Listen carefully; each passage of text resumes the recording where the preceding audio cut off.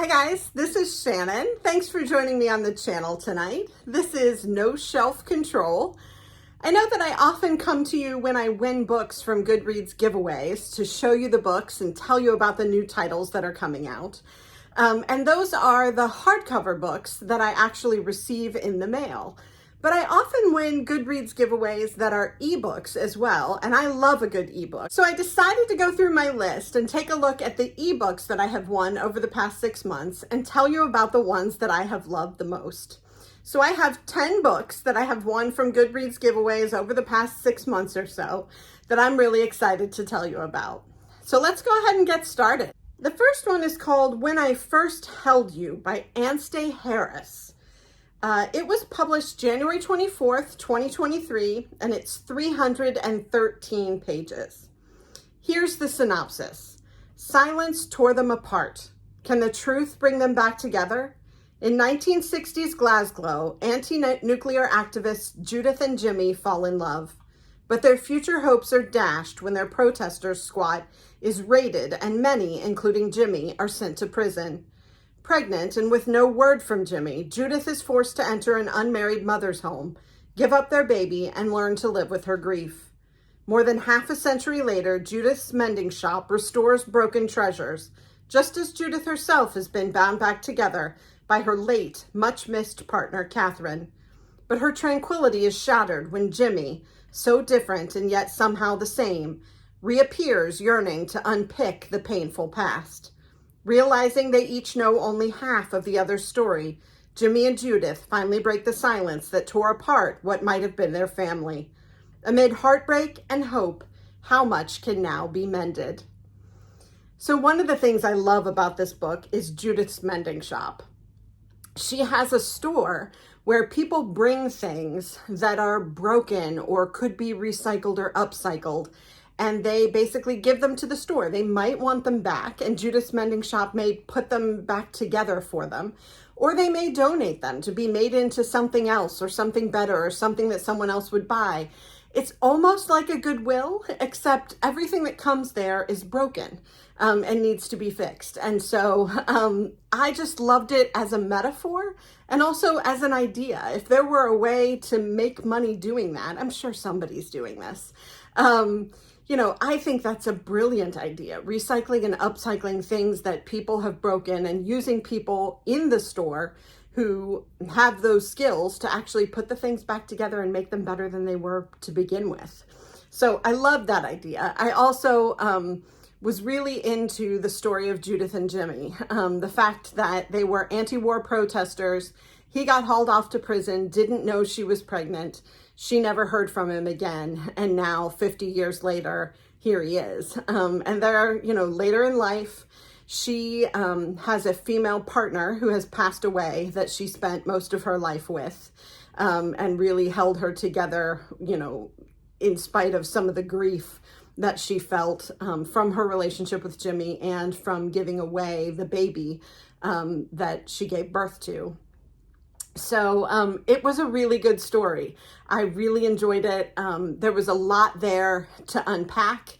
There were great characters to come to know and to care about, and I love that. But my favorite part was definitely Judith's Mending Shop.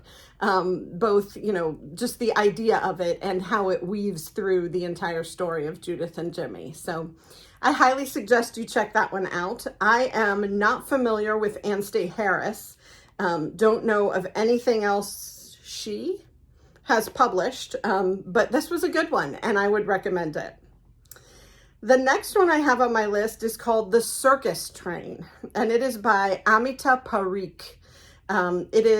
She is considered an international bestseller. It says A War, a Forbidden Love, and One Girl's Survival.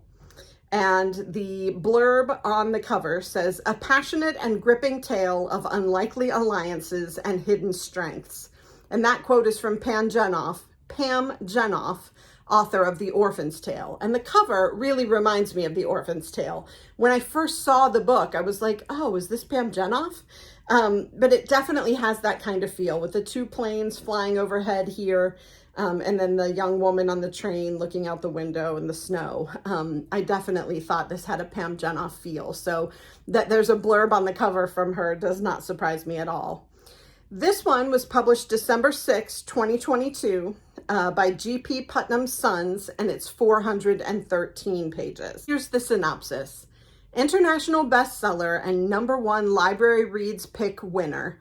Water for Elephants meets The Night Circus in this World War II debut about a magnificent traveling circus, a star-crossed romance, and one girl's coming of age during the darkest of times. A powerful reminder that to live is not just to survive, but to be seen and known for ourselves. Pam Jenoff, author of The Orphan's Tale. When all is lost, how do you find the courage to keep moving forward? 1938. Lena Papadopoulos has never quite found her place within the circus, even as the daughter of the extraordinary headlining illusionist Theo. Brilliant and curious, Lena, who uses a wheelchair after a childhood bout with polio, yearns for the real-world magic of science and medicine, her mind stronger than the limitations placed on her by society.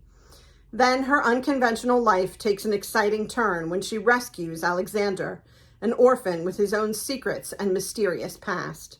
As World War II escalates around them, their friendship blossoms into something deeper, while Alexander trains as the illusionist's apprentice. But when Theo and Alexander are arrested and made to perform in a town for Jews set up by the Nazis, Lena is separated from everything she knows. Forced to make her own way, Lena must confront her doubts and dare to believe in the impossible, herself. So I love a good circus book. Water for Elephants and The Night Circus, both way up there on my list. So the idea that this is set in a circus and she's the illusionist's daughter really appeals to me. Also, the idea that she wants to get away from fantasy and magic and toward science and medicine is really interesting to me. You know, it's like whatever you're born into is what you want to escape. It doesn't matter what it is. You know, while some people might want to escape into fantasy and magic, she wants to escape away from it. So I think that's very interesting. Also curious what will happen between Alexander and Lena, and what will happen in terms of World War II and the Holocaust, and Theo and Alexander being forced to perform for the Jews during the Holocaust. So we'll see how all of this winds together and makes a story that I think I'm going to be very interested in. Next up, #3 is called So Long, Chester Wheeler, and it is by Catherine Ryan Hyde, and it is a novel. It was published December 6, 2022, and it's 304 pages. Unlikely road trip companions form an unexpected bond in an uplifting novel about the past, Lost and Found, by the New York Times and #1 Amazon charts best-selling author. Lewis Madigan is young, gay, out of work, and getting antsy when he's roped into providing end-of-life care for his insufferable homophobic neighbor, Chester Wheeler. Lewis doesn't need the aggravation, just the money. The only requirements: run errands, be on call, and put up with a miserable old churl no one else in Buffalo can bear. After exchanging barbs, bickering, baiting, and pushing buttons, Chester hits Lewis with the big ask. Lewis can't say no to a dying wish. Drive Chester to Arizona in his rust bucket of a Winnebago to see his ex-wife for the first time in 32 years, for the last time. 1 week, 2,000 miles. To Lewis, it becomes an illuminating journey into the life and secrets of a vulnerable man he's finally beginning to understand. A neighbor, a stranger, and a surprising new friend whose closure on a conflicted past is also just beginning. So Long, Chester Wheeler is an uplifting novel about looking deeper into the heart and soul to form bonds with the last people we'd expect, only to discover that they're the ones who need it most. So, interesting premise. It's a road trip. You know, I love a road trip. It's also about a younger gay man who has a homophobic neighbor that he is going to take care of because he needs the money, and how these two are going to clash, butt heads, and then ultimately come together as Louis Madigan helps Chester Wheeler with his sort of bucket list of going to see his ex-wife for the first time in 32 years. So I think it sounds like a tremendous premise. I think it sounds like it could be funny and light in ways, but also very heavy and emotional in others. So I'll be interested to see which side of the spectrum it tends to lean toward. So that is So Long, Chester Wheeler by Catherine Ryan Hyde. The next one is called Scattered Showers, and it is by Rainbow Rowell. This is a collection of stories published November 8th, 2022 by Wednesday Books, and it's 282 pages. Rainbow Rowell has won fans all over the world by writing about love and life in a way that feels true. In her first collection, she gives us 9 beautifully crafted love stories. Girl meets boy camping outside a movie theater. Best friends debate the merits of high school dances. A prince romances a troll. A girl romances an imaginary boy. And Simon Snow himself returns for a holiday adventure. It's a feast of irresistible characters, hilarious dialogue, and masterful storytelling. In short, everything you'd expect from a Rainbow Rowell book. Now, I have only read one Rainbow Rowell book, and it is the one about the telephone. I cannot think of what the name of it is. Again, I'll put it across the bottom of the screen if I think of it later. But really enjoyed it, have heard wonderful things about Rainbow Rowell, love a good collection of stories, and these sound fascinating. I don't know who Simon Snow is. He must be a character from one of her other books, but apparently he returns for a holiday adventure. But I love the idea of a prince romances a troll and a girl romances an imaginary boy. So I am interested in these stories and cannot wait to dip into them. I also love this cover. It's Rainbow Rowell, and she's got a rainbow on her cover with rain and clouds. So, and of course the book is called Scattered Showers. So I think there's a little play on words there. Let's see what I have next. Number 5 on my list is called The Night Travelers by Armando Lucas Coria, best-selling author of The German Girl.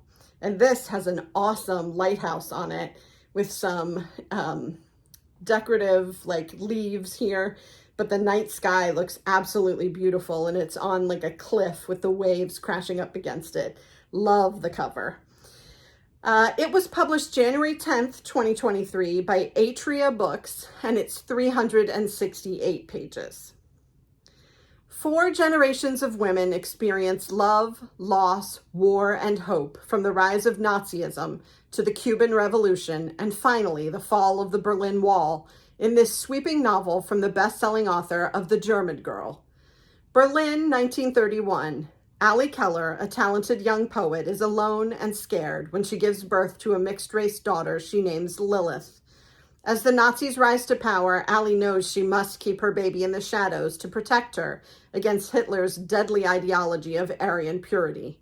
But as she grows, it becomes more and more difficult to keep Lilith hidden, so Allie sets in motion a dangerous and desperate plan to send her daughter across the ocean to safety. Havana, 1958.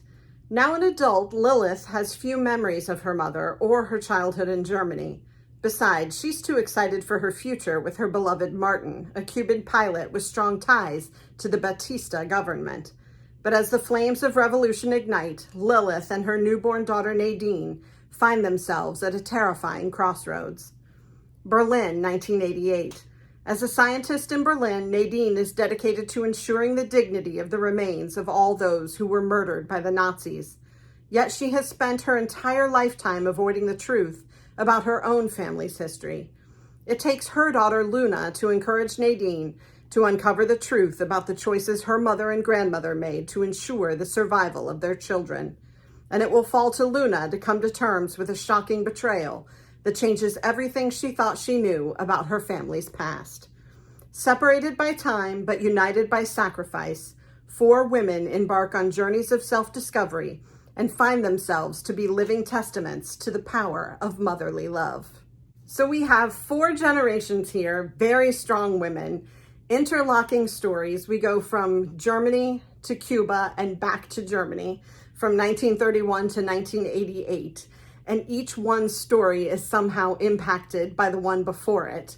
And ultimately, we've got the last character, who is Nadine, being encouraged by her daughter Luna to go back to her mother and grandmother's stories. So I just love this kind of intergenerational bonding in a story. I love strong women, and so I'm super excited about this one. Again, it is called The Night Travelers. It has an absolutely beautiful cover, and it is by Armando Lucas Coria. Number 6 on my list is called The Spectacular, and it is by Zoe Whittall.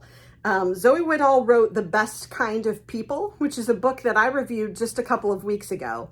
That's the one, if you remember correctly, there's a father who stops a school shooter and then is subsequently accused of sexually abusing a young woman in the community, and what all of that does to the family and to the person accused, of course.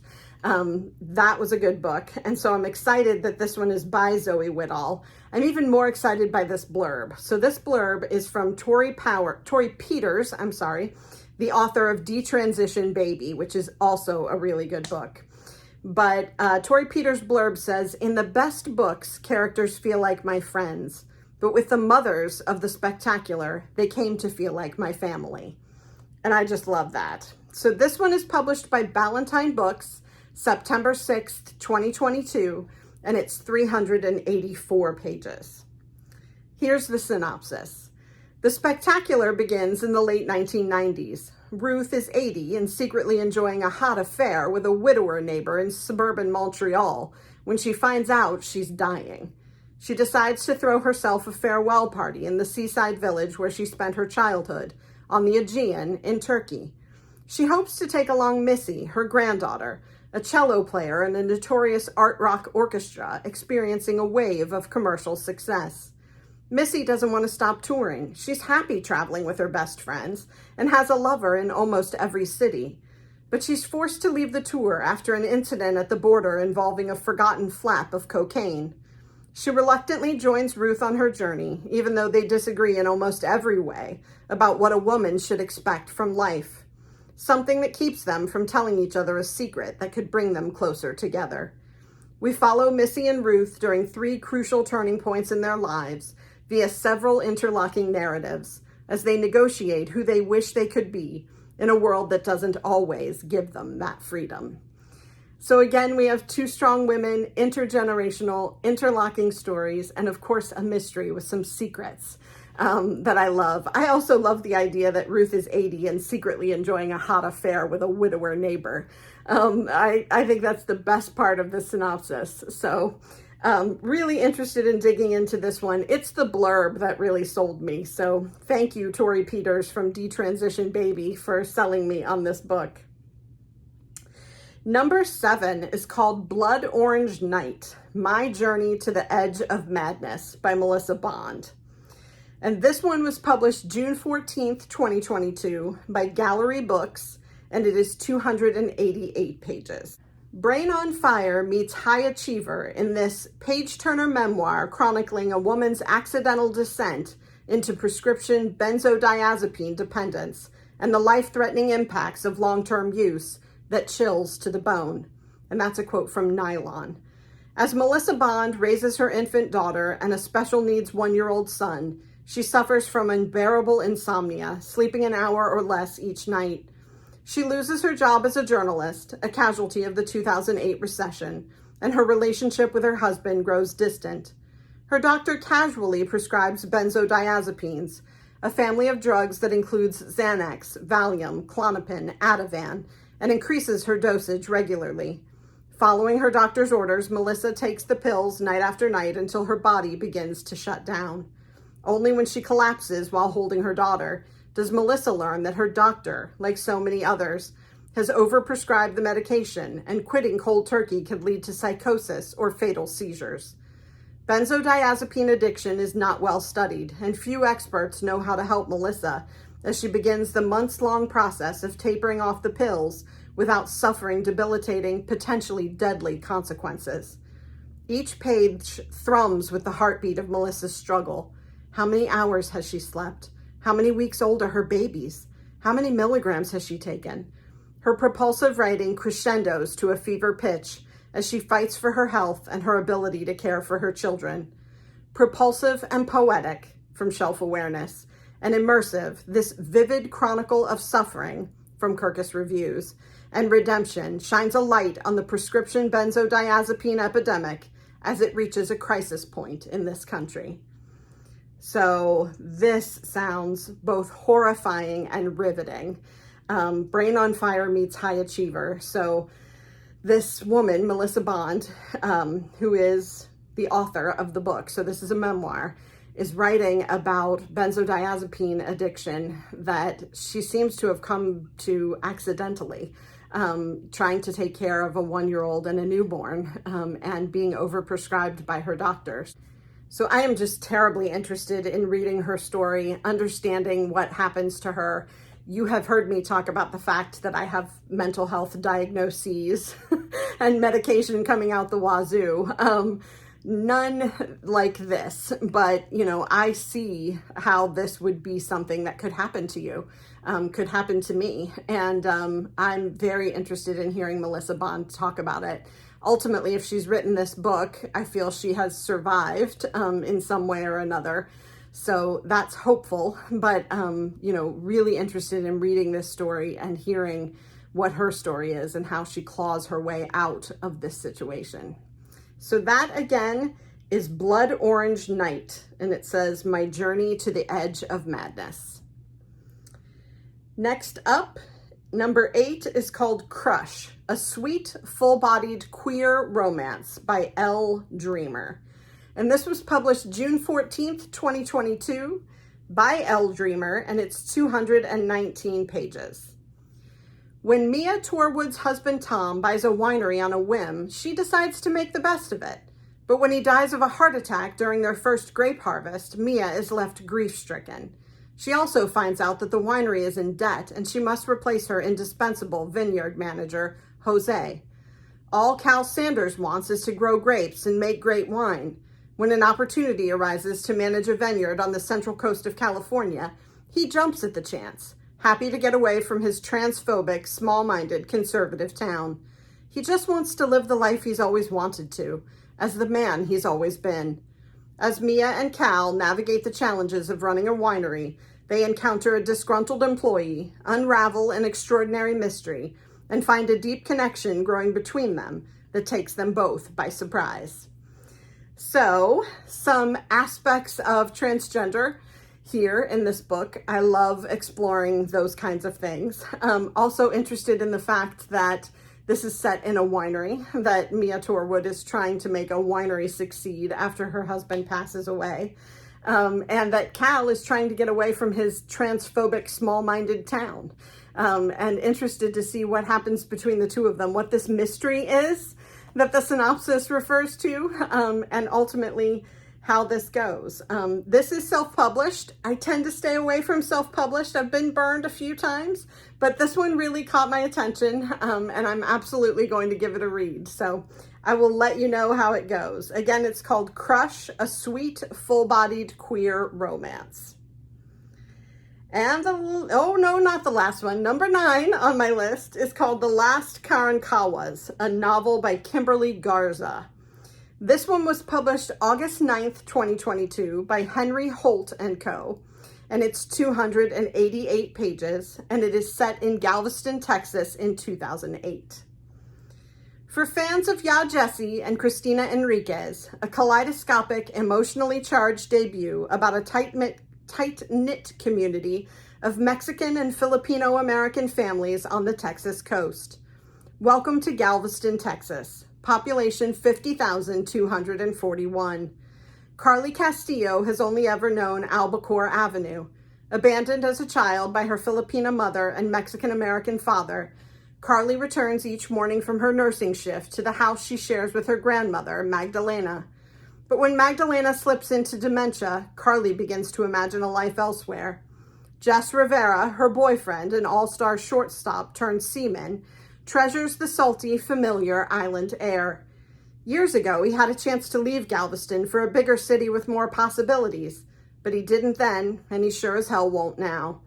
deftly moving through these characters' lives and those of the individuals who circle them. Mercedes, Jess's undocumented cousin. Kristen, Magdalena's daytime nurse. Luz, the wife of Carly's best friend. Schaefer, Jess's co-worker out on the Gulf. Garza presents a mosaic depiction of everyday survival in southern Texas. As word spreads of a storm gathering strength offshore, building into Hurricane Ike, they each must make a difficult decision: board up the windows and hunker down, or flee inland and abandon their hard-won home. Unflinching, lyrical, and singular, The Last Karankawas is a portrait of America scarcely witnessed, where browning palm trees and oily waters mark the forefront of ecological change. It is a deeply imagined exploration of familial inheritance, human perseverance, and the histories we assign to ourselves, establishing Kimberly Garza as a brilliant new literary voice. Interesting. So a very different class of people than the ones, we've been reading about in Pineapple Street and Tomorrow and Tomorrow and Tomorrow, very wealthy people with, these high-flying lives. This is a group of middle to lower middle class folks who live in Galveston, Texas, who are working nursing jobs and working, on boats in the ocean, and are facing down Hurricane Ike. And we're going to look at their culture and their community and also watch as this hurricane plays out in this community. So I'm really interested. I love that the side characters are mentioned. It leads me to believe that they'll be well developed in this book. And I love that. I love when there are folks outside the protagonist that are well drawn and interesting. So, and also that this is a Filipina and Mexican American family. So, different cultures and different, ways that this community may respond by virtue of the fact that it's a sort of mixed immigrant family. So, and also it says for fans of Ya Jessie, and I loved Homegoing. So I'm very hopeful that this will be an excellent book. The Last Karankawas by Kimberly Garza. And now for the last one. Number 10 on my list is called Kaleidoscope, a novel by Cecily Wong. And the blurb on this book says sparkling with sharp observations and deeply wise. And that quote is by Celeste Ng, #1 New York Times bestselling author of Little Fires Everywhere. And we all love Celeste Ng, right? So if she says Kaleidoscope is going to be a great book, I believe it. So Kaleidoscope, published July 5th, 2022 by Dutton, and it is 320 pages. Here's the synopsis. A dazzling and heartfelt novel about two sisters caught in their parents' ambition, the accident that brings it all crashing down, and the journey that follows. Everybody's heard of the Brightons. From rags to riches, sleepy Oregon to Haute, New York, they are the biracial Chinese-American family that built Kaleidoscope, a glittering global bohemian shopping empire sourcing luxury goods from around the world. Statuesque, design savant, and family pet, eldest daughter Morgan Brighton is most celebrated of all. Yet despite her favored status, both within the family and in the press, nobody loves her more than Riley. Smart and nervy Riley Brighton, whose existence is forever eclipsed by her older sister's presence. When a catastrophic event dismantles the Brightons' world, it is Riley who's left with questions about her family that challenge her memory, identity, and loyalty. She sets off across the globe with an unlikely companion to seek truths about the people she thought she knew best, herself included. Using the brightly colored, shifting mosaic patterns of a kaleidoscope as its guide, and told in arresting, addictive fragments, Kaleidoscope is at once a reckoning with one family's flawed American dream and an examination of the precious bond between sisters. It reveals, too, the different kinds of love left to grow when tightly held stories are finally let go. At turns devastating and funny, warm and wise, sexy and transportive, Riley's journey confronts the meaning of freedom and travel, youth and innocence, and what it looks like to belong, grieve, and love on one's own terms. So Sisters, a book about sisters, a book about a Chinese-American family, very wealthy. They've built this empire. But I love that the focus is on the little sister. So the older sister is in the spotlight, but it's the little sister who's going to take this journey and that we're going to read about. And what is she described as? Nervy Riley Brighton. Morgan Brighton is the older sister, but Nervy Riley Brighton is the one who has questions about her family and is going to go off on this journey. So a journey, of course, gets my attention. Sisters, family, mystery. I love all of it. So that is Kaleidoscope by Cecily Wong. And those are the 10 books that I have won from Goodreads giveaways, a few that I've read, many that I haven't yet, but that I wanted you to know about. These are things that have come across my path that publishers have made available to me through Goodreads giveaways, and I think they're worth the attention and the acknowledgement. So I hope you enjoyed this and hearing about all 10 of these books. If you did, please click like and subscribe. It helps me understand what it is you want to watch so that I can make more of those kinds of videos. I do have a wish list at the bottom of the description of all of my videos. If you'd like to gift me with a book, I'd be very grateful. Bookshop.org will send the book directly to me. I will read it, review it on the channel, and give you a big shout out and thank you. So I hope you've enjoyed all of this. I have a lot more coming up in single book reviews, bookstore tours, and my Tuesday lists of what's coming out that I'm excited about. As I mentioned, I'm also headed to Japan very soon and will be doing some videos from there. I hope to get a video of a Japanese bookstore and see what they have, maybe in Japanese and in English, and share that with you. So keep coming back. I look forward to talking all things bookish with you again soon. Take care. Bye.